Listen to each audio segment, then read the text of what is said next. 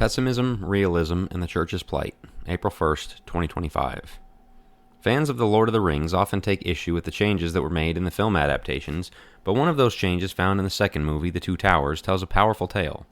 As Pippin and Merry, two unserious, half-sized hobbits, struggle to make much of an impact on the story's great conflict, Pippin confesses that maybe it's time for them to give up the act and go back home where it's safe. Maybe Treebeard's right. We don't belong here, Merry. It's too big for us. What can we do in the end? We've got the Shire. Maybe we should go home. But Merry understands an important truth that Pippin has not yet realized.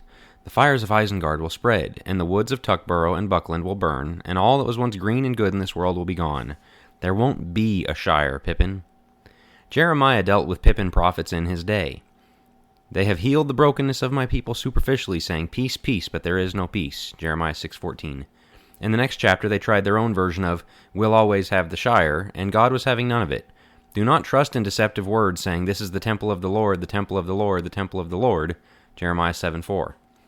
I worry we're facing the same problem, as any discussion about culture's slide into hedonism and the church's statistical decline are met with, "You're too negative. Why can't we talk about the good things in the church?"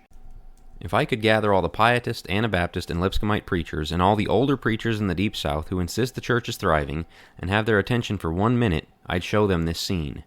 Their messages of comfort probably feel as comforting to them as Pippin's words did to him, and as Jeremiah's contemporaries' words did to God's people. But there are Marys in the pew who know the Shire is slipping away, and that the man in the pulpit is too comfortable to see it.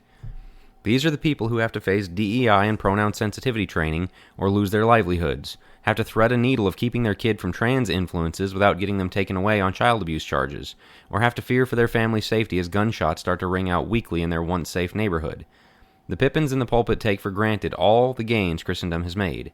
They don't realize that the sexual perversion, the greed, the child sacrifice, the growing barbarism, the open paganism, and so many of the other ills creeping back into our culture are the default for humans all over the world. Without Christians bringing Christ's influence into the political and cultural world, this is what it would look like everywhere, and if we abdicate, it's what it will look like again.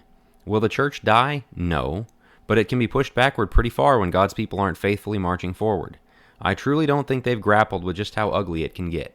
I'm fully ready to stand by my Lord should a gun be pointed in my face, and I believe many Christians are too. But our wives and children and grandchildren will also bear the brunt of this cultural slide, and you're truly evil if that's something you welcome with open arms. Think of the parents who had to watch their children starve to death under the Holodomor or the Great Leap Forward. Think of the fathers trying to hide their children to avoid the camps of the Holocaust. That all feels such a long way off, but our parents and grandparents lived through those times, and our kids and grandkids might too.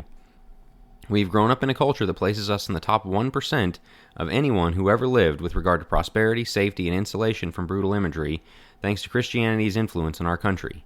I don't think we can fathom just how bad it can get, but there are Christians throughout history, and even today, who can tell us. And if you're Satan, isn't Pippin exactly who you want influencing Christians? Don't join the fight, don't speak up, just evangelize and everything will be fine.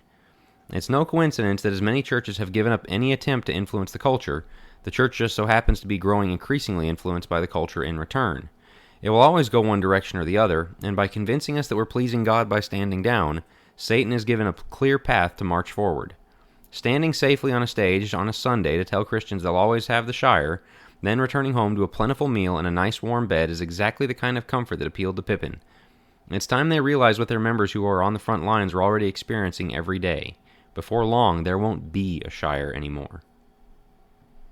Thanks for listening. Go to jackwilkie.co to make sure you're a subscriber to the email list, and if you would like to support my work there, you can become a paid subscriber and get digital copies of a few of my books included as a token of my thanks.